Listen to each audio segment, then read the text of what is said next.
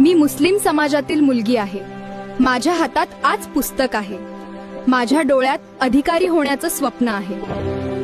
मला समानतेने जगण्याचा अधिकार बाबासाहेबांनी दिला.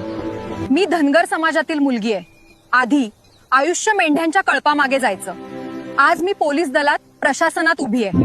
माझ्या पायाला बूट आणि डोक्यावर स्वाभिमान बाबासाहेबांनी दिला. मी चमार समाजातील एक मुलगी आहे, ज्यांना कधी कधी अस्पृश्य म्हटले जात असे.